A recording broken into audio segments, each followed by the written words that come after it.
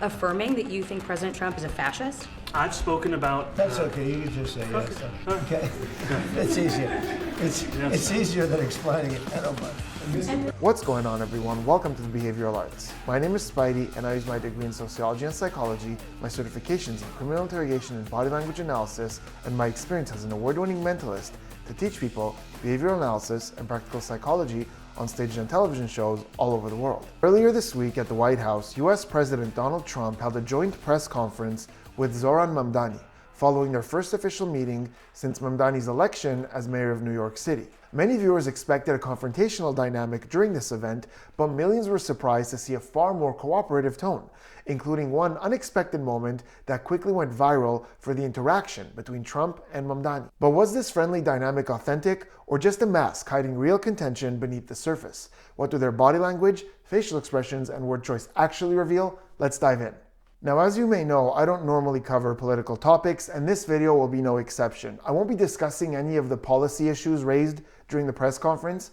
I'll be focusing strictly on the nonverbal and verbal communication of these two men, how they interact, how they respond to one another, and what that reveals about their dynamic regardless of their political beliefs. Well, thank you very much. We've just had a great meeting, a really good, very productive meeting. We have one thing in common. We want this city of ours that we love to do very well. And I wanted to congratulate the mayor. He really ran an incredible race against, a lot of smart people, starting with the early primaries against some very tough people, very smart people. And he beat them easily. And I congratulated him. And we talked about some things in very strong common, like housing and getting housing built, and food and prices, and the price of oil is coming way down. Anything I do is going to be good for New York. If I can get prices down, it's good for New York. And we've got them down, way down from last year. Okay, so I wanted to start with Trump's opening statement to establish some kind of baseline for both individuals, and also to see if there's already some information we're getting right off the top, both in what they're saying and the nonverbal communication. So, starting with Mamdani, there are a couple of interesting things that we could see right away. First, he's got a smile on his face, but this is the epitome of a polite, courteous, social smile. It's not the smile of overwhelming joy. Guillaume Duchenne is the name of the researcher who studied the muscles in the face that universally go into a smile that represents real joy. And when we see those everywhere in the world, you'll notice the corners of the mouth go upwards, causing the cheeks here to bubble up like this, and the eyes squint, causing what we call crow's feet on the side of the eyes. Now, here's something really interesting about Zohran Mamdani. He is very, very good at socially putting that smile on. You'll notice very often in interviews or in public appearances, as he greets the audience, as he's welcomed to a show, he's very good at actually getting those cheeks to bubble up and those eyes to squint. He makes it look very authentic. Now, I'm sure that in a lot of those situations, he actually is feeling a lot of joy, but in those social greeting situations, it's more typical to see a more relaxed social smile. But with public figures, we often see this capacity to make it look very, very real, like a real Duchenne smile. In this scenario, in the Oval Office, there's no such attempt. It's not this big smile on the whole face. It's a very neutral, muted, social, polite smile. It's the type of smile we very often see in social situations when someone does a courtesy or something nice and you thank them and you get back like this, like don't mention it, polite moment.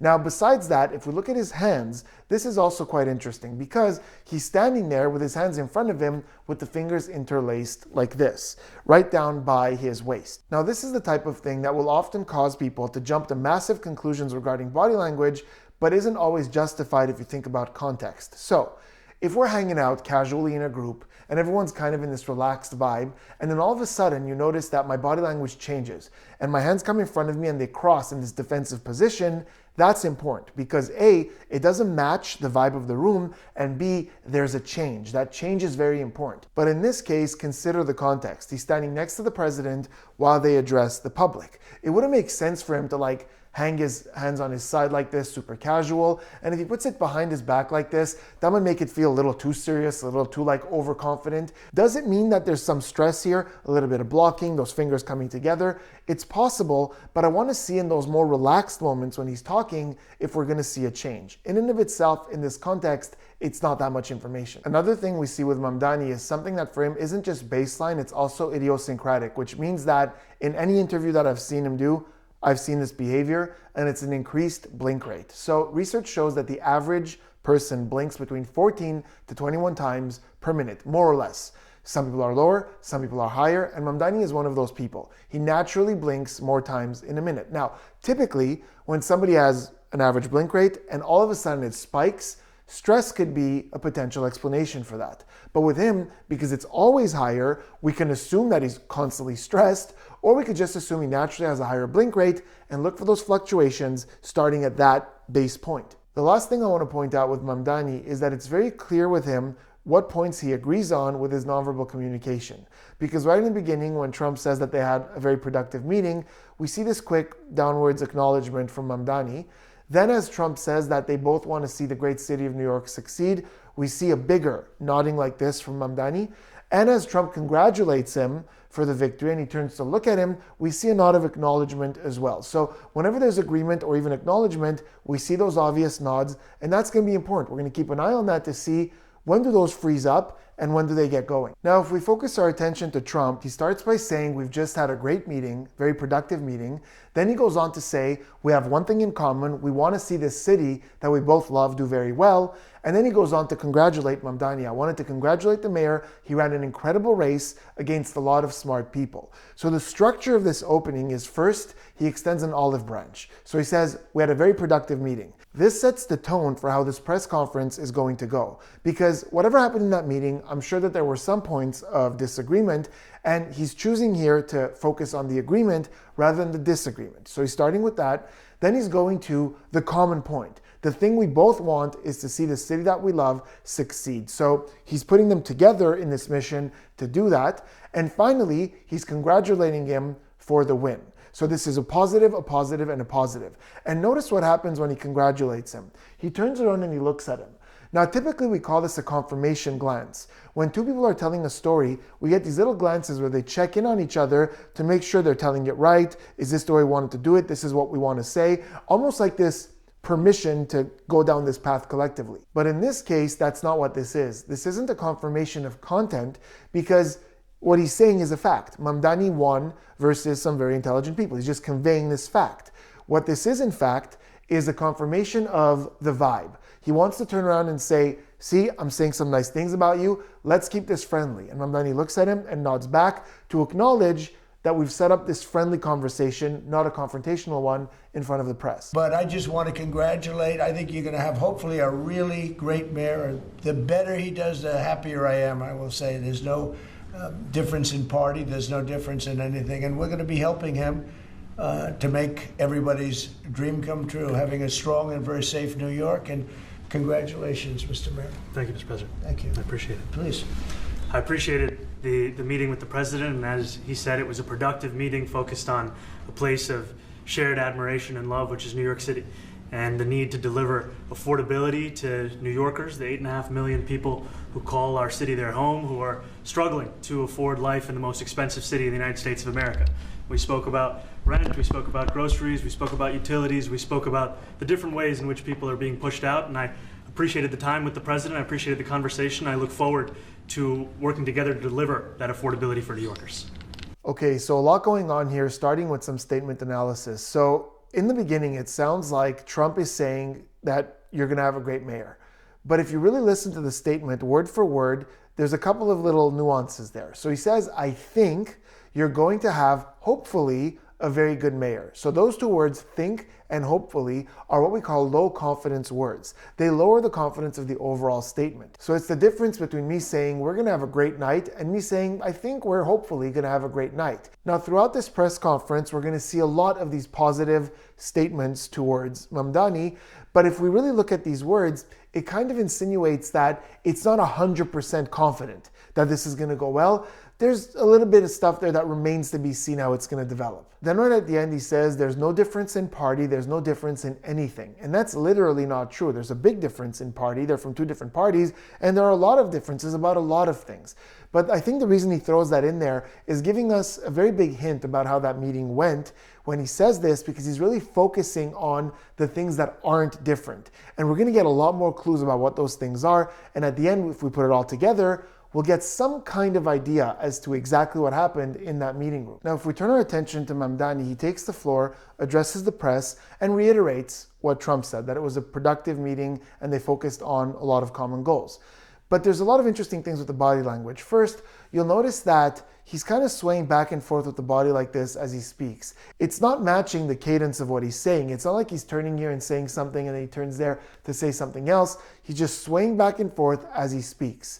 The other thing you notice is that his hands remain down in front of him over here with the fingers still crossed, and occasionally they come up like this to gesture something, but they don't ever separate to help him tell the story here with these bigger illustrators. Typically, if we're very comfortable as we start to speak, at the very least those hands come apart, and not everyone speaks with giant illustrators, but it's more likely that when we're relaxed, those illustrators come to life a little bit more than this. He does, however, illustrate with his head. So the head matches the rhythm of what he's saying as he's speaking. So the body's doing this, the hands are doing this, but the head is very much driving those points home.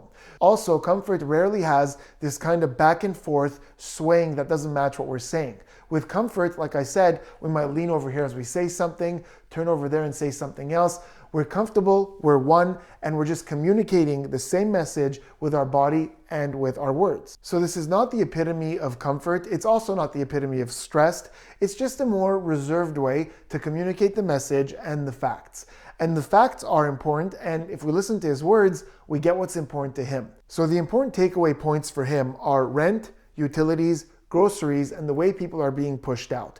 And these topics are going to continue to come up in the press conference.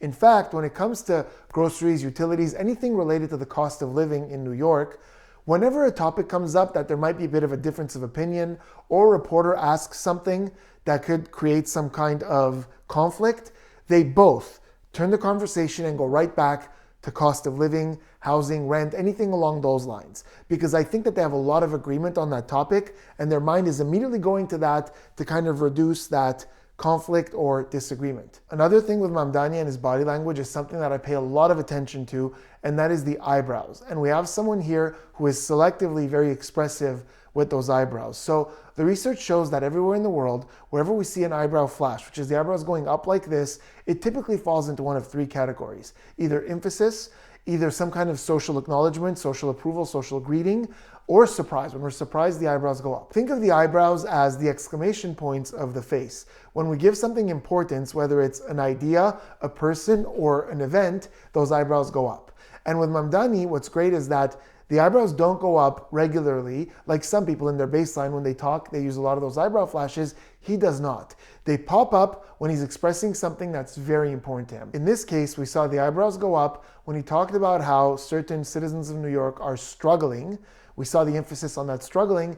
And then right at the end when he said he looks forward to working together to deliver that affordability. So he's showing us how important that specific thing is. The struggle and delivering affordability. These are important things for him, and these are the things that I believe he's going to hold the president to the most. Now that we've seen their opening statements and this bit of a baseline dynamic, we're going to see when it's going to change and when it's going to remain the same. And we're going to look at the massively viral moment where Mamdani was about to answer a question and Trump jumped in. But before we do me a huge favor, hit that subscribe button, turn those notifications on, and take a quick second to like this video because it really does help with the success of the channel. You referred to Mr. Mamdani as a communist. Could you describe why you feel that way? And also, will you do anything to stop him from arresting Prime Minister Netanyahu if he visits New York? Well, we didn't discuss your second part of the question, and on your first part, I mean, he's got views that are a little out there, but who knows? I mean, we're going to see what works, or he's going to change also. We all change. I changed a lot from when I first came to office. It's now quite a while ago. It's quite a while. My first term was great. We had the greatest economy in the history of our country. We're doing even better now. We're doing much better now than we did even the first term. And I can tell you some of my views have changed. And we had discussions on some things. I'm not going to discuss what they were, but that I feel very confident that he can do a very good job. I think he is going to surprise some conservative people, actually. And some very liberal people he won't surprise them because they already like him. And Mr. Mamdani, it sounds like you had a productive discussion, but just days ago you referred to President Trump. Okay, so this one's a really good one in terms of content, but also the importance of getting as much information as we can, because there's a moment here that looks different depending on what source you watch this on, and that's huge. So the reporter did something here that sometimes in interrogation or interview rooms we do on purpose, but for a different reason likely than what he did. And he asked a compounded question, a question that has more than one element to it. Now, the reason we often do this in interviews is because we want to see what the person is going to address first. Which one are they comfortable with, or which one are they just going to dismiss to go to the important one? We want to see what they're going to do with two questions. The reason he's doing it is probably because he doesn't know if he'll have a chance to ask another question, so he's just throwing two at a time just to make sure he gets anything he wanted answered. So the two questions specifically is first about Trump referring to Mamdani as a communist previously, and second about if he will do something to stop Mamdani from arresting Prime Minister Netanyahu if he visits New York, which is a statement Mamdani has made previously, and the reporter is saying, if he sees that through, will you do anything to stop him? So notice what Trump starts with, right? The first thing he says is, we didn't discuss the second part of your question. So there's actually a lot going on there. First, there's a bit of psychological distancing with the language. He's just calling it the second part of your question. He's not saying we didn't discuss Israel, we didn't discuss Netanyahu, he's not giving that topic any weight. He's just completely dismissing it by saying we didn't discuss the second part of that question. The other thing about this is that if you don't really think about it, it sounds like he just said, yeah, we didn't really talk about that, so I don't have anything to say, and he focused on the first part. But if you really think about the question, it wouldn't have required for them to discuss it, right? Because that's what he says. He says, we didn't discuss the second part of your question, implying that he can't answer it because they didn't discuss it. But the question is, will you do anything to stop him if he tries to arrest the Prime Minister of Israel? That's not something that they would have had to discuss during the meeting for Trump to say either, no, I won't stop him, or yes, I will stop him. So the answer that he's giving doesn't apply to the question. It's just a way to quickly dismiss it, say, we didn't talk about that, let's move on to something else. Then he turns to the first part of the question, which is about him having previously said that Mamdani is a communist. And he says that he has some views that are, and we see his speech slow down, and he kind of looks over to the right here, and he's searching. You can tell he's searching for the right way to put this to not escalate any conflict that might be between the two of them. So he's looking to the right, and we see him smile as well, and this is a way to soften what he's about to say. And we see this kind of throwaway with the head, like, now what's the best way to put this? And he says he's got some ideas that are out there. So we see him pop up as he says out there. And that non-verbally is like, what's the right word? Got it. You know, like that's that confirmation. Like, oh, that's the right one to say. His ideas are out there. That's not too negative. I think we're good with that. Plus we're smiling to soften it. So he says it in the most non-confrontational way that he could come up with up until now to match this mood that they've both set up until this point. And he says his ideas are out there, but who knows? We'll see. You know, maybe he's going to change. I've changed. Now, after this conversation about change, Trump says that they talked about some stuff. He's not going to give away the details of what they were, and everything slows down. He goes to that place where he goes to when he's trying to compile his next sentence, and we see a couple of things. First, we see a mouth shrug. That's when both lips go up like this. Typically, it looks like this, but with him, it looks more like this. But it's the same. The lips contract and they go up. As he nods like this, and he says, I feel very confident, and we get a shoulder shrug to shortly follow that mouth shrug. So I feel very confident that he's going to do a very good job. So the research on shrugging tells us that it happens in a moment of disengagement. I don't know, I don't care, I don't have anything to add to that, I don't something. In this case, it's hard to tell. Remember, behaviors are clues, not final answers. And in an interview, I would definitely want to ask a few more questions about what he feels here to see where this disengagement is coming from, because we're getting two shrugs in succession. Does this mean, I don't really know, let's see, because if we look at his words, he's saying, I feel very confident that he could do a very good job. I feel very confident that he can do a very good job. I think. Not, I know that he's going to do a very good job. So we have a couple of words there that are reducing the confidence just a little. So is this I'm not so sure, we'll wait and see? Or is it the shrug of, I don't know how else to put this, I think he's going to do a great job. Because we often see that as well. Imagine if I come back from vacation and you ask me, how was your trip? And I go, it was amazing. I don't know what other words to use to describe this. I don't have the words. That's called an epistemic shrug, and it's very common as well. So again, it's hard to know. I would want to ask a few more questions, but there's some kind of disengagement happening here with this statement. If we look at Mamdani throughout this response, we do see a change from what we've seen up until now. There's one thing that starts to happen a little bit more and one thing that starts to happen a little bit less. The thing that happens a little bit more is we see a couple of eye flutters, and this is different than an increased blink rate. Increased blink rate is individual blinks happening rapidly. So blink, blink, blink. Flutters are a quick brrr, like a quick shutter speed of eye blinks. And here there are a few moments where we see them go up like this with the eyes. So the research shows that eye flutters happen a lot with processing, whether it's the processing of memory or with the processing of emotions. So when we're encoding something into our memory or retrieving something from our memory, we see those flutters start to happen. And I don't think this is much of a surprise to anyone. I think you can all envision someone who's trying to remember something kind of fluttering like this. It's also something that we see in moments of conflict or pre-conflict when someone's trying to process their emotions or trying to make sure that they understood that right. You might see someone say, come again, like this with that flutter. So I think that when Trump is talking about how Mamdani might change his views, I think the agreement here is pretty low for Mamdani, and he's trying to process this idea, and I don't think that he's entirely on board with it. And the thing that supports that is that his nods of agreement have diminished. Whereas earlier, every so often as Trump was saying something, we would see Mamdani either have this one kind of decisive nod, or he would nod along like this. Here we're seeing almost none of that in that segment. There's one moment where we see a tiny little one, but besides that, as Trump is talking about changing and how well he's handled the economy himself, we're not seeing too much agreement from Mamdani at all. Now here's something that's really important, and the reason that when I do these analyses for you, I watch several different versions of each of these clips. Because right at the end, when Trump says that, he thinks that some of the conservatives are going to be very pleasantly surprised, and then he makes a little lighthearted joke to just lighten everything. He says that the Democrats already love him, and he turns around like this to smile to show good faith. In the original clip that I saw, we were zoomed into Trump. And as we zoomed out, we saw that Mamdani was looking straight ahead and didn't acknowledge that light moment. However, in the other clip that I watched, to make sure I had the full picture, we had a more zoomed out version. And in that one, we certainly do see that Mamdani turned to him, smiled, and we even saw that smile that time make it up to the eyes, because you see not only little crow's feet, but this little dimple over here on the upper cheek. So the smile does make it up to the eyes here as he acknowledges that little light moment, and they both come to face the press once again. Just days ago, you referred to President Trump as a despot who had betrayed the country. You said you'd be his worst nightmare and accused him of having a fascist agenda.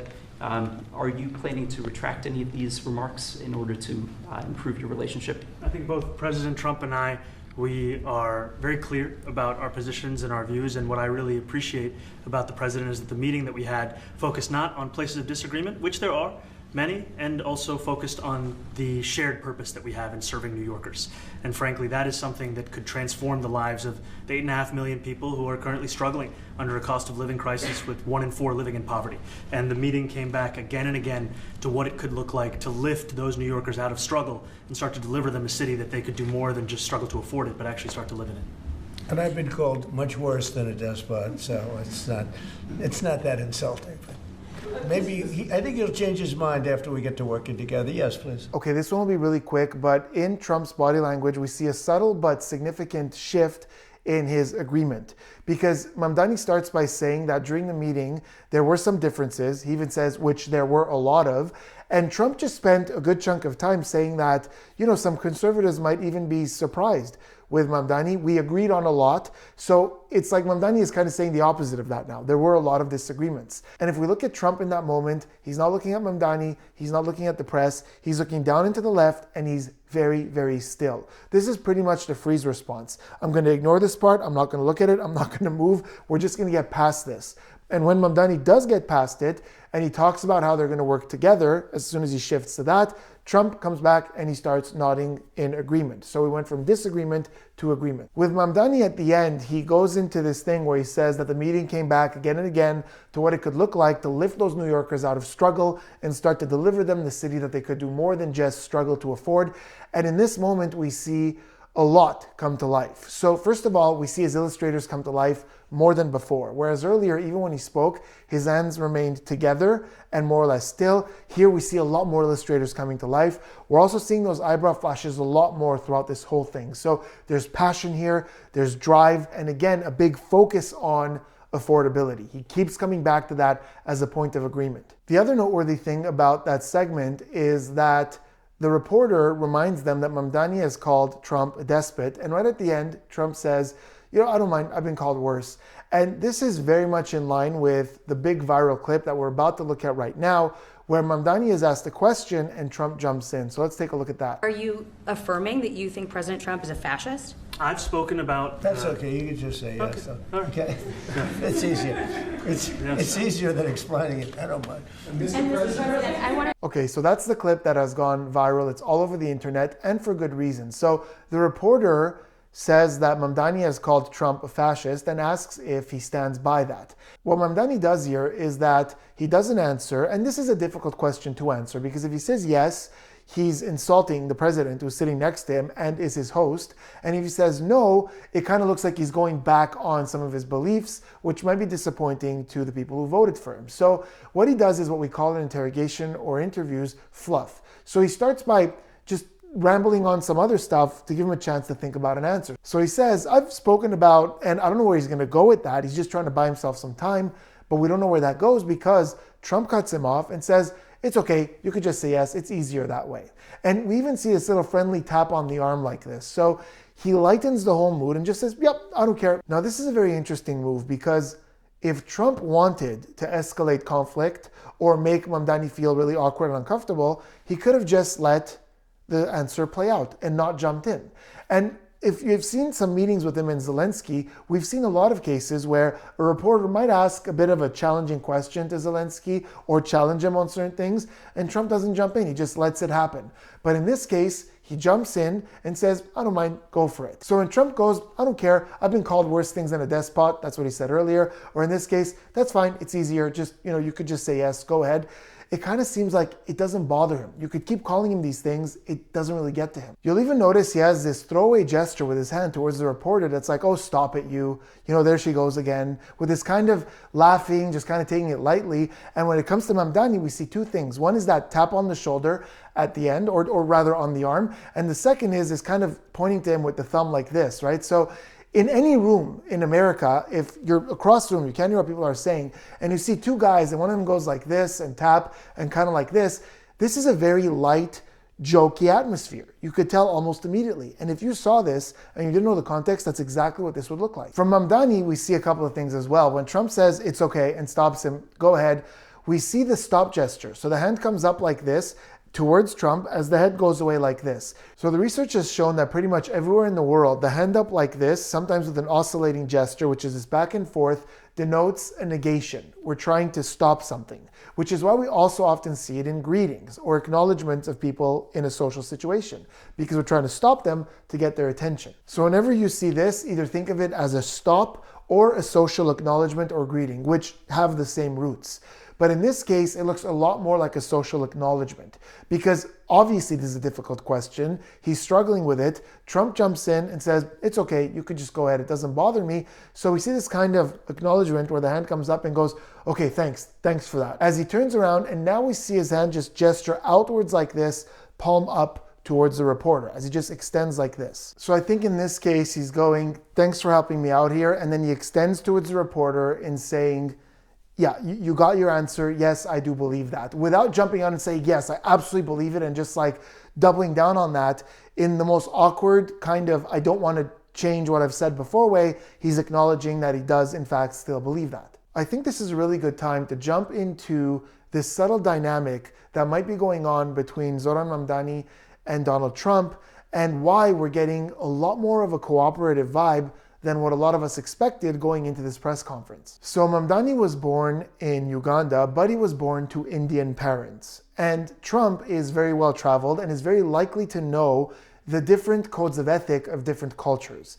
And if you look at cultures who have a lot of kind of rules and courtesies when you are hosting or being hosted, India ranks very high in that list. This is not something they take very lightly. In fact, there's an old Sanskrit expression that translates to the guest is God. So there's a lot of code of ethics on a host. They have to be welcoming. They have to respect their guests. There are a lot of ethics on the food. You have to offer food. You have to offer seconds. You make sure your guest is never hungry. They're always accompanied.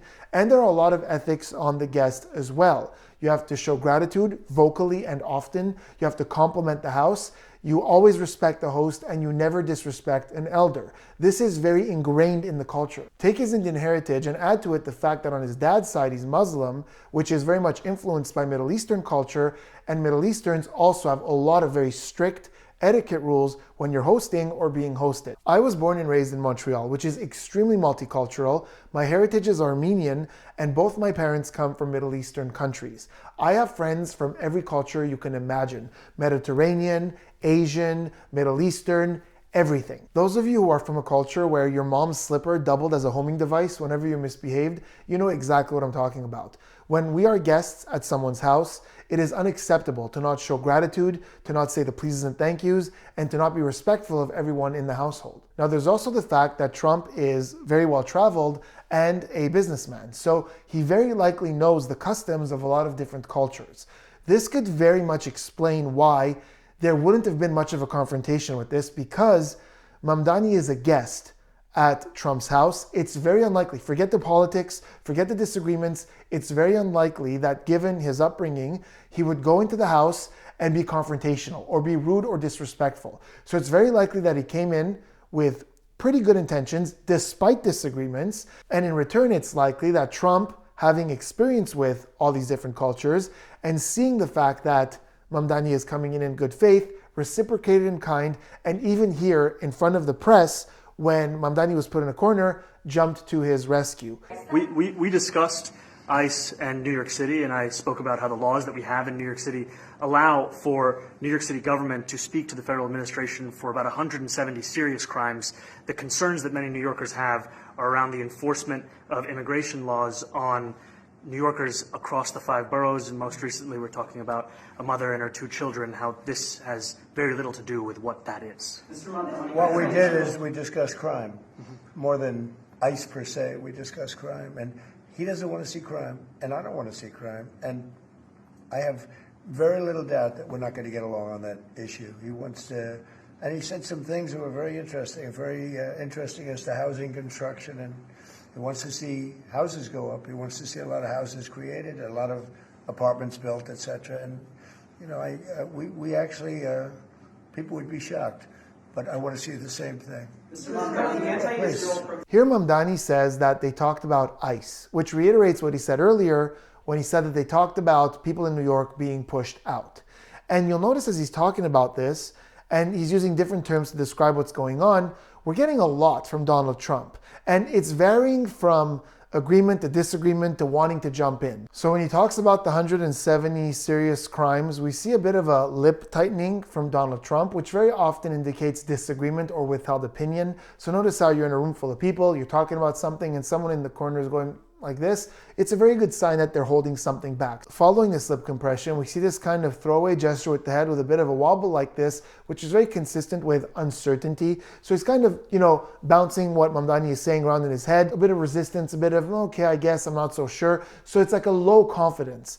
But then we do see a couple of nods of agreement. We're back on track. He even opens his mouth at some point like he's ready to jump in, which is very consistent with the fact that as soon as Mamdani stops talking, Trump jumps right in and doesn't allow for like a moment for him to finish or for another question. He jumps right in to kind of add to or amend some of what Mamdani said, kind of manage the statement. And what he does say is what we discussed is crime, not ICE per se. So he's redefining the conversation to it was more about crime than ICE, which is a bit of a conflict with what Mamdani said, because he said they talked about ICE.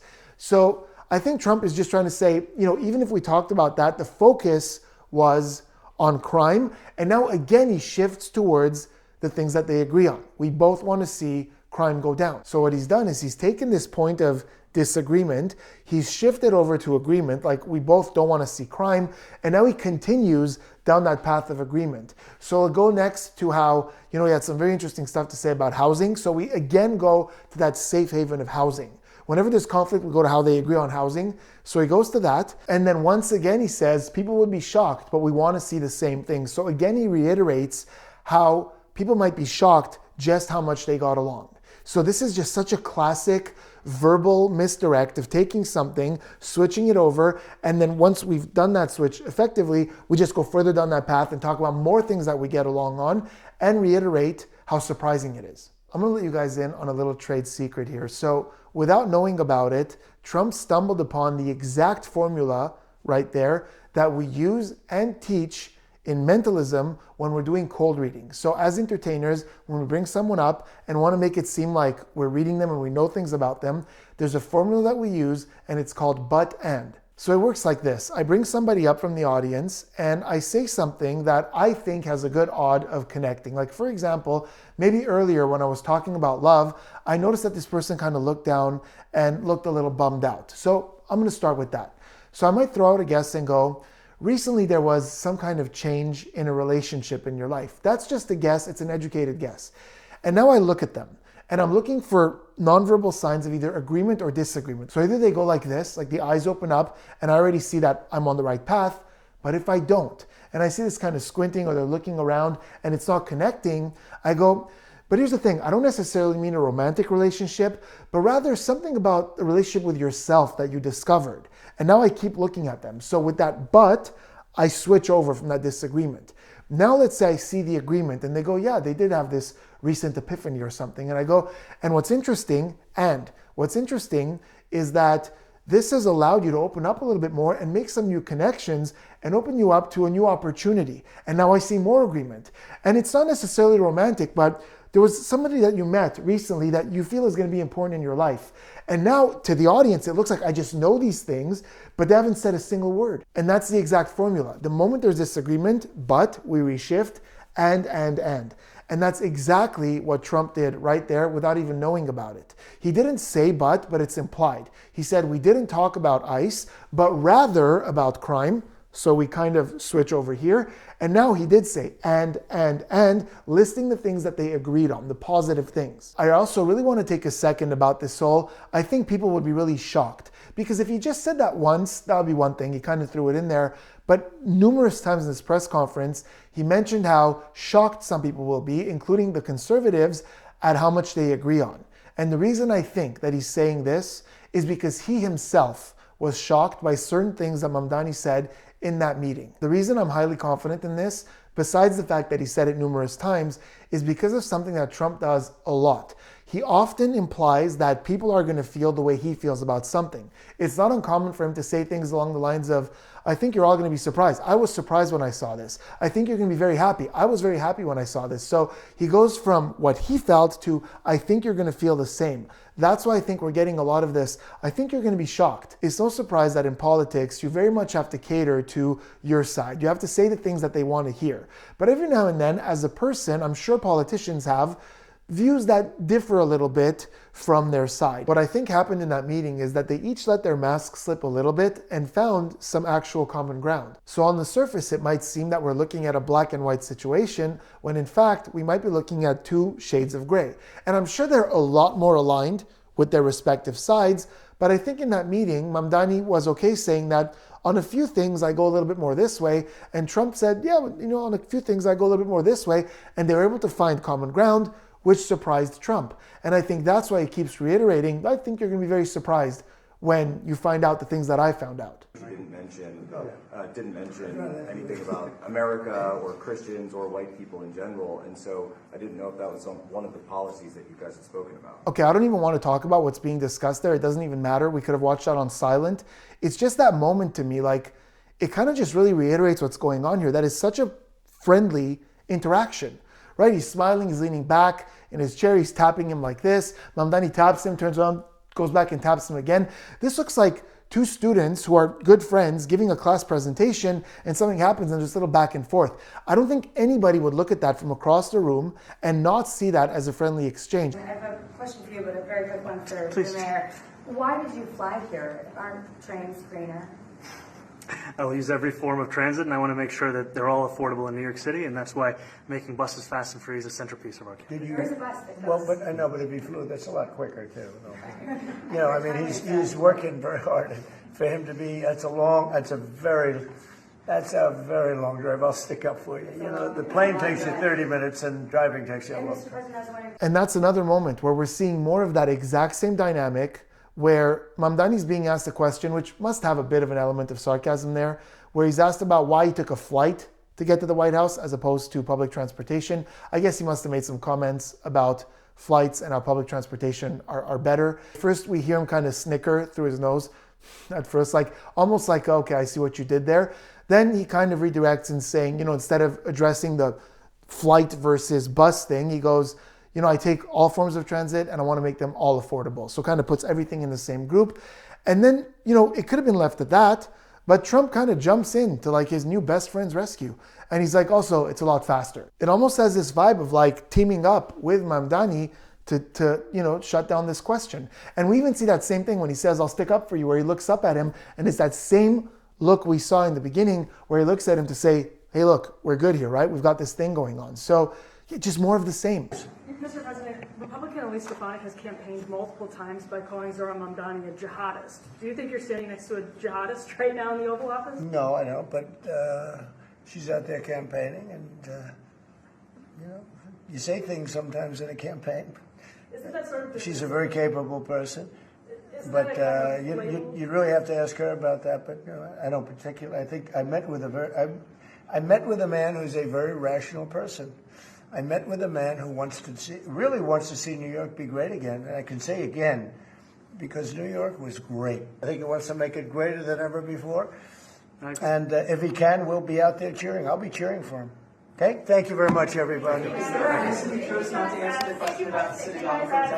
Okay, forget the body language. There are two things I want to talk about here in terms of what he's saying. The first one is the line he said in the beginning that, you know, sometimes when you're campaigning, you just say things. And this for me reiterates what I was talking about earlier, how sometimes when you're campaigning and you got to get those votes, you say things to align with the side you're going to get those votes from.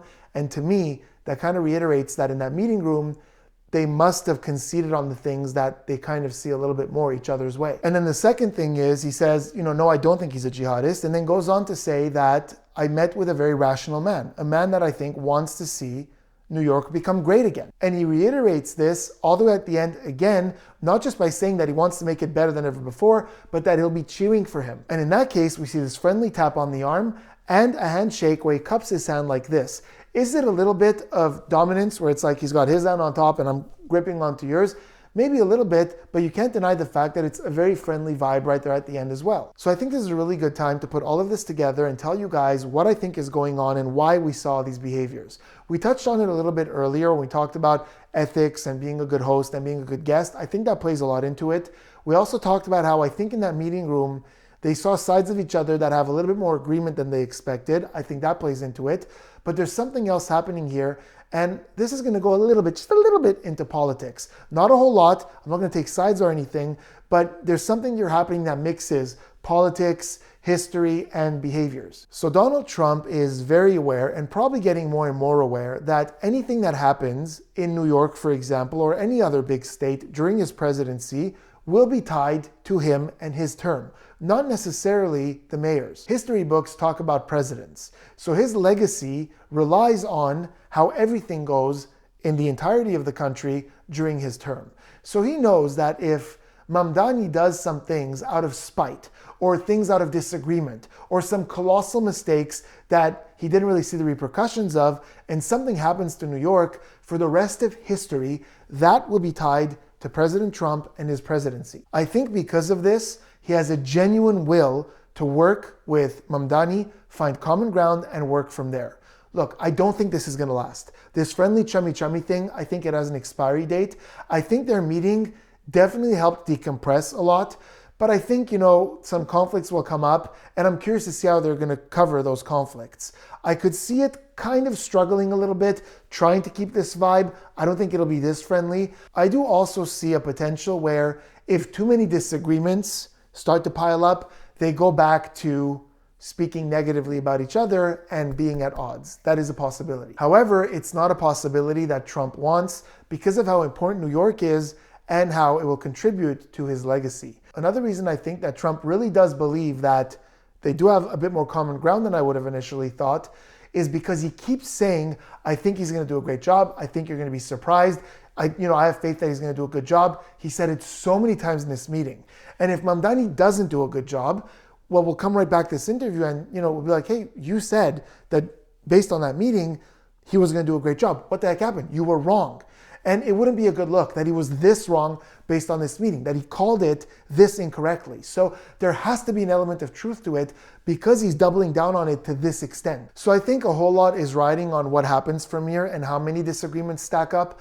I also think that there's a lot riding on how much each one's constituents turn on the other. What I mean by that is if a lot of conservatives turn on Mamdani and hate him, it's going to be difficult for Trump to keep this friendliness, and the same applies to Mamdani. So a lot depends on where this goes, but for the duration of this press conference, there was a genuine cooperative friendliness. But let me know in the comments what you think. Do you think that this friendliness is something that could possibly continue and that they could both continue to serve New York City with this kind of cooperation and getting along? Or do you think that this was a good meeting and for a little moment it created this bubble of cooperation, but that's going to burst soon and we're going to start to see a lot of disagreements, and before we know it, they're going at each other again? Let me know in the comments, and please remember to keep it respectful and focus on the behaviors and the psychology rather than the person and the politics, because there are a lot of places on the internet where we could talk about those things, and this just isn't one of them. And there's a ton of stuff here with the behaviors and nonverbal communication. So let me know, and I'll see you on the next one.